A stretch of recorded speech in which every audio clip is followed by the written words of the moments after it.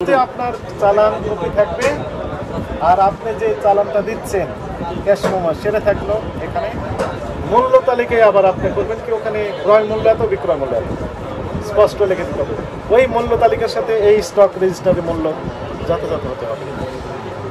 Sir বাজার বাড়লে পয়সা বাড়াইলে ওখানে বেড়ে যাবে বাইরে দিবেন বাজার বেড়েছে আপনার তো ক্রয় মূল্য বাড়ে না আপনি আপনার মতো বিক্রি করেন বাজার বেড়ে যাচ্ছে ক্রয় দেখে বিক্রি করেন মুকামের কথাটা কি মুকামে যে বাজার বাড়ায় ওই মাল যখন এখানে আসে তাহলে ইনস্ট্রাকশন হবে আমাদের যে ওই এখানে ওই যে আপনার অনেক জায়গা আছে এই ওয়ালে দিতে পারবেন ক্রয় মূল্য কত বিক্রয় মূল্য কত প্রত্যেকটা চালের নাম ক্রমিক নাম্বার থাকবে চালের নাম ক্রয় মূল্য এত বিক্রয় মূল্য এত স্পষ্ট লিখে দিতে হবে প্রতিদিন আপডেট করবেন ক্রয় মূল্য যদি কমে যায় আপনি কমিয়ে দিবেন যদি কোনো কারণে বৃদ্ধি পায় তাহলে স্বাভাবিকভাবে ওইটাই লিখবেন এটা প্রত্যেকটা চালের নাম এখানে ওইখান থেকে এই পর্যন্ত নিচে দিলে যথেষ্ট ওনারা এখানে আসছেন কেন বলেন তো দেখি লোকজন এখানে সবাই ব্যবসায়ী না আপনাদের কমিউনিটির লোকজন দোকান ছেড়ে এখানে আসছেন কেন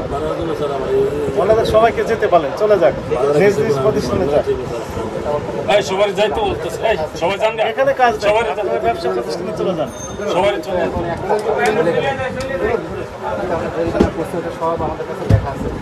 তাহলে আমরা যদি পেলাম যে আপনার স্টক রেজিস্টারটা যথাযথ হয়েছে কিনা আপনি বলেন তো স্যার অনেক আমাদের ভুলে একটাই আমরা বড় ছোট এই টোকাটার মধ্যে আলাদা লেখছি এইখানে আলাদা লেখি আমাদের ভুল হলো এইটাই স্টক রেজিস্টারটা কোনটা এইটা ওটা বাদ দেন ওটা রাখেন এটা আপনাদের বোঝার জন্য এটা হয়নি জি এটা আপনার ওই যে এইখান থেকে শুরু করে এই পর্যন্ত চলে আসবে দুই পৃষ্ঠা মিলে একটা হবে বুঝেছেন না তাহলে কি হবে ছোট বড় কত রেটে কিনেছেন সেই তথ্য এখানে থাকবে এবং আরেকটি সমস্যা আছে আপনি ওইখানে তো আপনি যেতেই দিচ্ছেন না আমাকে মনে করেন 600 বস্তা নিলেন চাল নাজির রশিদের না রশিদ মুদাচ্ছের রশিদের পালকি কয় পালকি পালকি এই 600 বস্তা আপনার কাছে এটাই থেকে গেল না বিক্রি করলেন কত বস্তা বিক্রি করলেন আজকে 100 বস্তা 100 বস্তা যদি আমি 500 বস্তা থেকে গেল আপনি মনে করেন 500 রইল শুনেন আমি তো আলাদা আলাদা করি না আমি সব চাল মিলা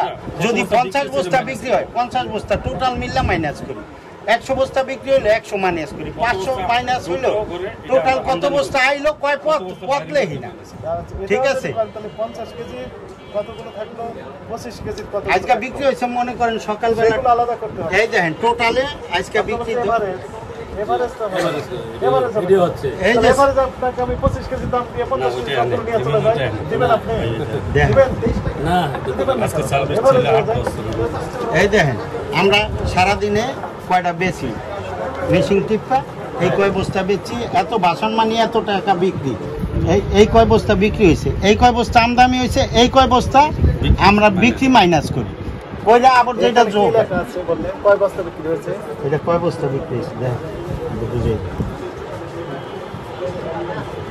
এই বিষয়ে আমি দিলাম এটা কোন আমি এটাই বুঝিয়ে দেন আপনি না এটা কি এটা হলো বাসন কমিশন বস্তাটা যে বেচছি এটা এটা হলো যে এই 815 বস্তা আজকে এই ডেটে 815 বস্তা বোঝা বেচছি যায় এত কাটাকাটি করতে কিছু বোঝা যায় না অন্য কেউ বুঝবে ঠিক আছে উনি লাগছে উনি ওই বুঝবে যে একটা গোনা গিয়ে বলেছিল পরে আবার 815 বস্তা বিক্রি করতে এখন আমরা থামেন পুরাটা কাটতে আপনি উপরে ফেরেস থামেন 815 বস্তা ধরলাম জি এটা 50 কেজি বস্তা কয়টা বিক্রি করবেন 25 কেজি কয়টা বস্তা বিক্রি ওইটা আলাদা করে এটা আলাদা করে দিয়েছে এভারেজ লিখে গেছি আবার এভারেজ কত আমদানি টাকা করে। বিক্রি করছে ওইটা লিখছে ঠিক আছে মনে করেন আজকে ছোট বড় আমরা আর আলাদা করি না ছোট বড় 300 বস্তা আইছে 300 বস্তা লেখছি যোগ করছি 250 বস্তা বেচছি 250 বস্তা মাইনাস কারেকশন হতে চাচ্ছেন না এইভাবে এভারেজে চলে যাবে এভারেজ আমি আপনি যেভাবে বললে যাবেন ওইভাবে লিখতে হইব আমাদের বক্তব্য স্পষ্ট সেটি হচ্ছে জি 50 কেজি জি তথ্য থাকবে জি মনে করেন 1000 বস্তা আপনি চাল কিনেছেন আজকে জি বিক্রি করলেন 600 বস্তা তাহলে কয় বস্তা থাকবে 400 রইল। ও 400 বস্তা দিন শেষে থাকবে 6 কেজি 50 কেজি 50 কেজি 25 কেজি কিনেছেন 2000 বস্তা 2000 বস্তা তাহলে 2000 বস্তা 1500 বস্তা আপনি বিক্রি করলেন 500 বস্তা রইলো আগেরটার সাথেই 500 যোগ হবে হ্যাঁ ওই 25 কেজির একসাথে বড় থাকবে। ছোটটা আলাদা আলাদা বড় ডিআই পিসটা ছোট ডিআই পিসটা এবং তার কত দামে কিনেছেন সেই তথ্য এখানে থাকবে জি আপনি সেটা আপনি এখানে দেখছেন না। চালান নাম্বার কোন চালানে কিনেছে সেই চালান এখানে নাম্বার দেওয়া থাকে, তারিখ দেওয়া থাকে, তাই না? কোনো তথ্য তো আপনার কাছে যথাযথ নেই। আগের দিনের পরের দিন, পরের দিনের সাথে আগের দিন পরে দেখা যাচ্ছে যে মিল নাই। এটা খালি গাড়িটা ছাইরা দেখা গেল এক সময় 2 দিন পরে গাড়ি আসে, 2 দিন আগে আসে, আসলে এইটাই বেশ কম। এছাড়া আপনি কোনো বেশ কম চালানের সাথে এটা পাইবেন। প্রাপ্তির তারিখ এত, এখানে লিখবেন প্রাপ্তির তারিখ এত, চালানের তারিখ এত। প্রাপ্তির তারিখ ওই যে ওইটার মধ্যে সব লিখে রাখি। এটা তো মনে করেন আমাদের শুধু স্টকটা আর টাকার ব্যাপারটা সব এটার মধ্যে পাই। ঠিক আছে, আপনি আরো শুরু করেন, আমাদের আপত্তি নেই। আমাদের দেখাবেন কোনটা এই মানে একটা স্টক সব বুঝতে পারে, স্টকটা রেট এবং স্টক বড় তখন আপনি ওই রেট হিসেবে এখানে আমার লিখে দিবেন। কিন্তু ওই যে স্টকে যতক্ষণ থাকবে, শুনেন, স্টকে যতক্ষণ থাকবে আগেকার ওই আগেকারই ওই আপনি ওই যে অ্যামালগেটেড করে দিয়ে যখন শুনেছেন 5 টাকা বেড়েছে, আপনি এখানে আবার 8 টাকা বাড়িয়ে দিচ্ছেন। 5 টাকা বাড়াই দিলে হয়তো 1-2 টাকা বাড়ে, 8 টাকা বাড়ে। হাজার হাজার বস্তা তো স্যার আজকে যেই ওই যে গুদাসে বললেন ওইটা আজকে যে রেট করছে তার চেয়ে আমরা 4 টাকা কমে এনে বিক্রি করতেছি। আমাদের মেসেজ মানে একটু করে বুঝতে পেরেছেন না, কোনো মাথায় ঢুকে না, সব ঢুকছে, সব ঢুকেছে। তাহলে হচ্ছে যে মনে করেন 10,000 বস্তা আপনার আগেকার স্টকে আছে, আগেকার রেটে আপনাকে বিক্রি করতে হবে।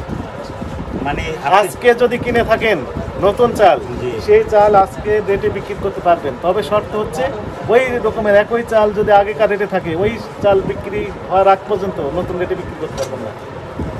মানে আগের যেটা আছে আগের দামে বেচবে, আগের দামে পরেরটা পরের দামে বেচবে। এখন আগে কোনটা পরে কোনটা তো কোনো তথ্য আপনার কাছে নেই, এখন সব একসাথে করে ফেলেছেন এভারেজ। এটা serial by serial, part to part লেখা আছে, তারিখ বাই তারিখ।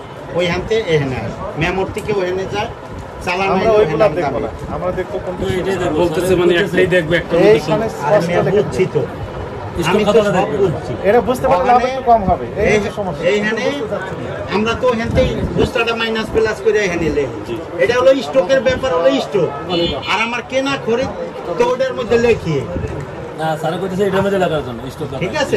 এখন উনি বলছে সেইটাই লিখতে, আমরা ওইটাই লিখি, ওটা লিখবো না, আনতে এখানে ও লিখতে হবে। জি জি তাহলে উনি বুঝবো যে চালটা কোন দামে কোনটা কোন দামে বিক্রি, রাইট, ওইখানে আবার লেখা থাকবে ওই বড় এখানে ও লিখতে ওইটার হবে। সাথে এটা মিল। মানে এখানে একটা ওই এখানে একটা ডিল চলায়া এই পর্যন্ত একটা হ্যাঁ, ভোট হ্যাঁ, লাগতে হবে। এটা ভোট লেগে ভোট লেখার জন্য আবার সকালবেলা 2 ঘন্টা ডিউটি করতে হবে প্রতিদিন। 2 ঘন্টা লাগবে কেন? 50টা না, 1.5 ঘন্টা তো লাগবেই, কারণ ওই মাথাতে এই মাথা আমার 70টা আইটেম আছে।